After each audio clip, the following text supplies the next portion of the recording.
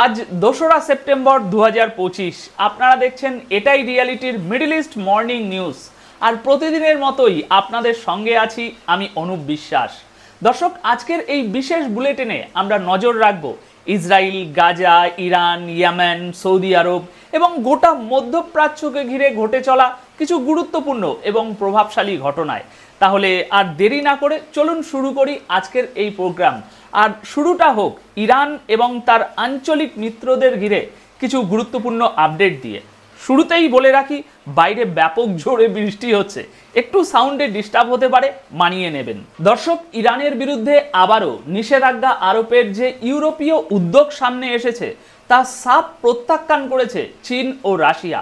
জাতিসংঘের নিরাপত্তা পরিষদের দুই প্রভাবশালী স্থায়ী সদস্য রাশিয়া এবং চীন স্পষ্টভাবে জানিয়ে দিয়েছে তারা এই প্রস্তাবের সঙ্গে একমত নয়। ইউরোপীয় দেশগুলোর পক্ষ থেকে প্রস্তাব উঠেছিল ইরানের উপর পূর্ববর্তী জাতিসংঘের নিষেধাজ্ঞাগুলো পুনরায় চালু করা হোক, কিন্তু সেই প্রস্তাবকেই চ্যালেঞ্জ করে রাশিয়া ও চীন জানিয়ে দিয়েছে তারা ইরানের পাশে রয়েছে এবং এমন পদক্ষেপে তারা সায় দেবে না। দর্শক, এ যেন আন্তর্জাতিক কূটনীতির মঞ্চে ইরানের পাশে দুই পুরনো শক্তিশালী মিত্রের স্পষ্ট অবস্থান। এই নিষেধাজ্ঞাগুলো 2015 সালের পারমাণবিক চুক্তির পর তুলে নেওয়া হয়েছিল। তখন ইরান তার পারমাণবিক কার্যক্রমে কিছু নিয়ন্ত্রণ মানতে রাজি হয়েছিল, আর এর বদলে তাকে আন্তর্জাতিক আর্থিক নিষেধাজ্ঞার কিছুটা ছাড়ও দেওয়া হয়েছিল। ব্রিটেন, ফ্রান্স আর জার্মানি, যাদের একসাথে বলা হয় E3, অর্থাৎ ইউরোপের তিনটি সবচেয়ে বড় শক্তিধর দেশ, তারা সম্প্রতি স্ন্যাপব্যাক মেকানিজম চালু করার ঘোষণা দিয়েছে।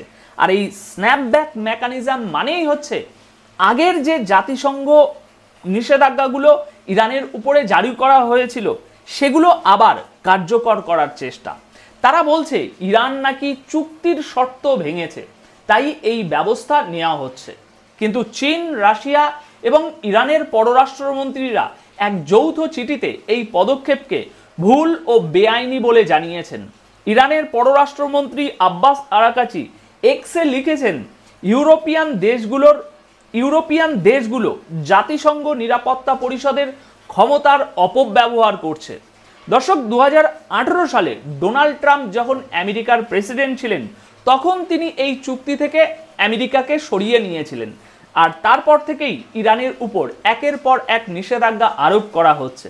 ইরান অনেক দিন ধরেই বলে আসছে যদি আমেরিকা তার কথা না রাখে তাহলে ইরানও চুক্তির সীমাবদ্ধতা মানতে বাধ্য নয়। আর এই চুক্তির মেয়াদ শেষ হচ্ছে চলতি বছরের অক্টোবরে। তাই যদি এই স্ন্যাপব্যাক মেকানিজম কার্যকর হয় তাহলে আগের সেই কঠোর নিষেধাজ্ঞাগুলো আবার স্বয়ংক্রিয়ভাবে চালু হয়ে যাবে। এদিকে গত সপ্তাহে জেনেভায় ইরান আর E3 দেশের মধ্যে নতুন এক চুক্তি নিয়ে আলোচনা হয়েছিল, কিন্তু ইউরোপিয়ান দেশগুলো বলছে ইরানের পক্ষ থেকে কোনো সিরিয়াস সাড়া তারা পায়নি। তবে আব্বাস আরাকাচি লিখেছেন, আমাদের এই যৌথ চিঠি স্পষ্ট করে দেখায় ইউরোপের স্ন্যাপব্যাক পদক্ষেপ শুধু বেআইনি নয়, রাজনৈতিক দিক থেকেও ভয়াবহ পরিণতি ডেকে আনতে পারে। দর্শক, এবার আসা যাক ইসরায়েলের প্রসঙ্গে। ইসরায়েলের এক চরমপন্থী মন্ত্রী এখন চাইছে যেন প্রায় সব সেক্টরের মানুষদের হাতে অস্ত্র তুলে দেয়া হয়, আর এটা ফিলিস্তিনিদের জন্য নতুন এক বিপদ হয়ে উঠতে পারে।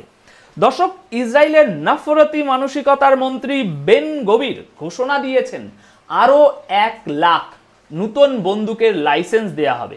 1 লাখ নতুন লাইসেন্স। চরমপন্থী ন্যাশনাল সিকিউরিটি মন্ত্রী ইতেমার বেন গভির সোমবার তার বিতর্কিত গান লাইসেন্স পরিকল্পনাটা আরও বিস্তৃত করে দিয়েছেন। এখন সেই পরিকল্পনার আওতায় 1 লাখ নতুন ইসরায়েলি অগ্নেয় অস্ত্র রাখার অধিকার পেয়ে যাচ্ছে। বেন গভিরের দপ্তর জানিয়েছে 5টি নতুন শহরকে এই তালিকায় অন্তর্ভুক্ত করা হয়েছে, যেখানে মানুষ এখন অস্ত্রের লাইসেন্সের জন্য আবেদন করতে পারবে। দর্শক, চরম কট্টর ডানপন্থী এই মন্ত্রী এটাকে তার সিকিউরিটি এজেন্ডার একটা সাফল্য বলে দাবি করছেন। তিনি বলেছেন, এই পরিকল্পনার মূল লক্ষ্য হচ্ছে ইসরায়েলি জনগণকে নিজেদের এবং নিজেদের কমিউনিটির নিরাপত্তার অধিকার দেওয়া। গাজা যুদ্ধের পর 2023 সালের শেষ দিক থেকে এখনো পর্যন্ত প্রায় 2,30,000 নতুন অস্ত্রের লাইসেন্স দেওয়া হয়ে গিয়েছে। এদিকে ওয়েস্ট ব্যাংকে বহুদিন ধরেই অভিযোগ উঠছে এই অস্ত্রধারী ইসরায়েলিরা তাদের লাইসেন্স প্রাপ্ত বন্দুক ব্যবহার করছে ফিলিস্তিনিদের উপর হামলা চালাতে আর তাদের জমি দখল করতে, ঠিক যেমন কোনো শহরের দখলবাজ গুন্ডারা করে, একদম সেই পদ্ধতিতে। আর এই কাজের জন্য এখন সরাসরি সরকারিভাবে অস্ত্রের লাইসেন্স দিচ্ছে এক মন্ত্রী, সেটা আবার স্বয়ং ন্যাশনাল সিকিউরিটি মন্ত্রী।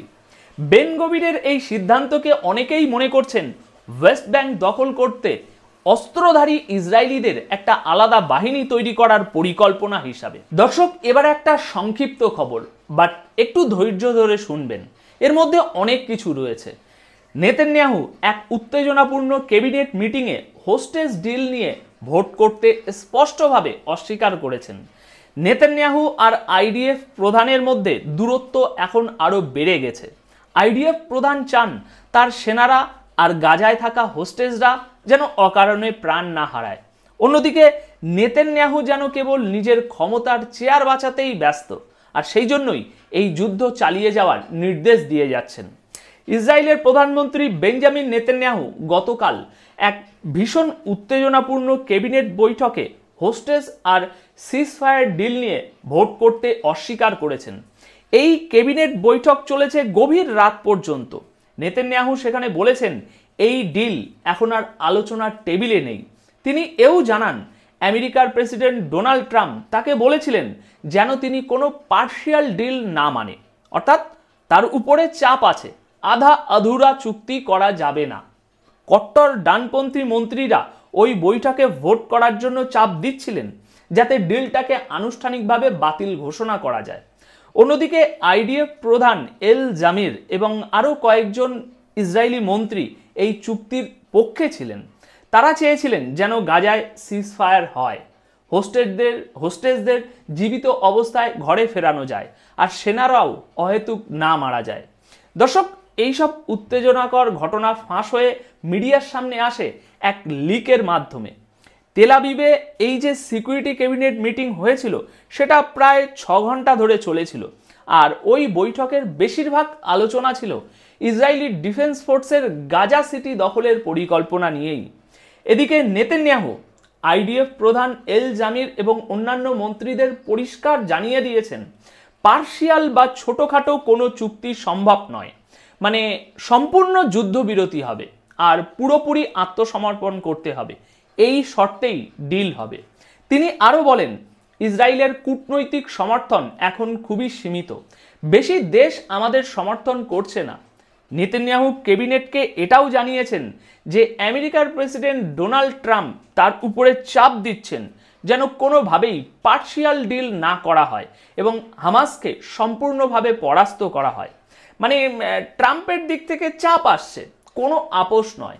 সব হোস্টেজ একসাথে ছাড়া না হলে আর হামাস আত্মসমর্পণ না করলে যুদ্ধ থামানো যাবে না। দর্শক, এই কথাগুলো নেতানিয়াহুর নিজস্ব ভাষায় বলা, আর নেতানিয়াহু এটাও বলেছেন যে আমাদের আন্তর্জাতিক সমর্থন খুব সীমিত। সুতরাং এই জায়গা থেকেই পরিষ্কার বোঝা যায় ইসরায়েলের পিছনে সত্যিকারের অর্থে কে আছে, শুধু আমেরিকা। আর বাকি দুনিয়া তারা তো এখন নেতানিয়াহুকে যুদ্ধ অপরাধী বলতেও পিছপা নয়, কারণ কূটনৈতিক সমর্থন না থাকার মানে হচ্ছে বিশ্বের বেশিরভাগ দেশ এখন আর ইসরায়েলের পাশে নেই। এদিকে গাজায় শহীদদের সংখ্যা এখন 63,500 ছাড়িয়ে গেছে, আর নতুন করে আরও 9 জন ফিলিস্তিনি ক্ষুধায় প্রাণ হারিয়েছেন। এই একটা হেডলাইনেই যেন গোটা খবর লুকিয়ে আছে। ওদিকে আরেকটা খবর বলছে ইউনাইটেড কিংডমের ফরেন সেক্রেটারি, মানে ওদের পররাষ্ট্রমন্ত্রী, ইসরায়েলের কড়া সমালোচনা করেছে, একেবারে খোলামেলা ভাষায় ইসরায়েলকে তুলোধনা করে দিয়েছেন। গাজায় যা চলছে তাকে তিনি ম্যান মেড ফ্যামিন বলেছেন, অর্থাৎ মানুষের তৈরি দুর্ভিক্ষ। তিনি স্পষ্ট ভাষায় বলেছেন এই দুর্ভিক্ষের জন্য দায়ী হলো একমাত্র ইসরায়েল। পরবর্তী আল আরেবিয়া ইংলিশের হেডলাইনটা একবার দেখুন। মোহাম্মদ বিন সালমান এবং ফিলিস্তিনি অথরিটির ভাইস প্রেসিডেন্ট অর্থাৎ মোহাম্মদ আব্বাসের ডেপুটি, এই দুজনের মধ্যে এক বৈঠক হয়েছে। ওই বৈঠকে ফিলিস্তিন ইস্যুতে সাম্প্রতিক যেসব ঘটনা ঘটছে সেগুলো নিয়ে আলোচনা হয়েছে, কিভাবে কি হওয়া উচিত সেটাও নিয়ে কথাবার্তা হয়েছে। তবে আমার মনে হয় এই বৈঠকগুলো এখন একটু বেশি তাড়াহুড়োর মধ্যেই হচ্ছে, কারণ এখনো পর্যন্ত সিজ ফায়ারের কোনো পরিষ্কার রাস্তাই দেখা যাচ্ছে না। দর্শক, এই বৈঠকটি হয়েছে রিয়াদের আলমা প্রাসাদে, আর সব কিছু তো আর সৌদি আরব থেকে সহজে বের হয়ে আসে না, তাই না? কি ঠিক হয়েছে তা সবসময় জানাও যায় না। তবে ফিলিস্তিনি অথরিটির চেষ্টাটা এখন এই যে গাজার দায়িত্ব যেন সিজফায়ারের পর তাদের হাতেই তুলে দেয়া হয়। এরপর পরবর্তী হেডলাইনটা এসেছে দ্য টাইমস অফ ইসরায়েলের থেকে, আর এটাও প্রায় একই প্রসঙ্গে। মাহমুদ আব্বাস বলছেন গাজায় তাদের ফিরে যাওয়ার পথে সবচেয়ে বড় বাধা হচ্ছেন নেতানিয়াহু। মানে নেতানিয়াহু একমাত্র সেই ব্যক্তি যিনি এখানে মাঝখানে দাঁড়িয়ে সব কেঁচিয়ে দিচ্ছে। মাহমুদ আব্বাস চান যেন ফাতাহ মুভমেন্ট বা ফিলিস্তিনি অথরিটির শাসন আবার গাজায় ফিরে আসে। তাদের মতে হামাস হয় আত্মসমর্পণ করবে, নয়তো শেষ হয়ে যাবে, অথবা তারা আর কোনোভাবেই ক্ষমতায় ফিরতে পারবে না। কিন্তু ফিলিস্তিনি অথরিটির হাতে তো অ্যাটলিস্ট গাজার ক্ষমতা দেওয়া উচিত, যেমনটা আগে ছিল হামাস দখল করার আগে। এই প্রসঙ্গে মাহমুদ আব্বাস স্পষ্ট বলেছেন নেতানিয়াহুই আসল বাধা, কারণ নেতানিয়াহুই বলছেন না হামাসকে ক্ষমতা দেওয়া হবে না ফিলিস্তিনি অথরিটিকে, বরং এমন তৃতীয় এক পক্ষকে বসানো হবে যারা ইসরায়েলের একেবারে সম্পূর্ণভাবে ইসরায়েলের নিয়ন্ত্রণে থাকবে, মুখ খুলে কিছু বলবে না, এমনকি নেতানিয়াহু কাঁদালেও একটা শব্দ উচ্চারণ করবে না। জি স্যার, রাইট স্যার, এরকম করবে, ব্যাপারটা এরকমই। এইসব নিয়ে আলোচনা হচ্ছে। দর্শক, আর একটা খবর হলো সিরিয়া প্রায় 14 বছর পর প্রথমবারের মতো নিজের ক্রুড অয়েল রপ্তানি করেছে। হ্যাঁ, 14 বছর পর প্রথমবারের মতো তেল বিক্রি করলো সিরিয়া। একটা শিপমেন্টের মাধ্যমে এই রপ্তানি হয়েছে। মানে 14 বছর পর সিরিয়ার তেল আন্তর্জাতিক বাজারে গেল। গত সোমবার 6 lakh barrel heavy crude oil Syria থেকে ছাড়া হয়েছে, বিক্রি হয়েছে একটা ট্রেডিং ফার্মের কাছে। মানে সরাসরি কোনো দেশের কাছে নয়, একটা ট্রেডিং কোম্পানি এটা কিনেছে। ওরা সামান্য লাভটাভ রেখে এটা আবার কোনো দেশ, এজেন্সি বা রিফাইনারিকে বিক্রি করে দেবে। দর্শক, 2010 সাল পর্যন্ত সিরিয়া দিনে প্রায় 3,80,000 ব্যারেল তেল রপ্তানি করত। তারপর হঠাৎ একদিন বাশার আল আসাদের সরকারের বিরুদ্ধে বিদ্রোহ শুরু হলো 14 বছর আগে, আর সেদিন থেকেই সিরিয়াকে ঠেলে দেয়া হলো এক ভয়ঙ্কর গৃহযুদ্ধের আগুনে। এই 14 বছরে এক ফোঁটা তেলও সিরিয়া আর রপ্তানি করতে পারেনি। তবে গত সোমবার সিরিয়া প্রায় 14 বছর পর প্রথমবারের মতো নিজেদের ক্রুড অয়েল রপ্তানি করেছে। ধন্যবাদ, অনেক অনেক ধন্যবাদ আপনাদের সকলকে। এই প্রতিবেদনের বিষয়ে আপনাদের যদি কোনো মন্তব্য থাকে নিচে কমেন্ট বক্সে অবশ্যই আপনার মূল্যবান মতামত রেখে যাবেন। ধন্যবাদ আপনাদের সকলকে। দেখা হচ্ছে পরবর্তী প্রতিবেদনে।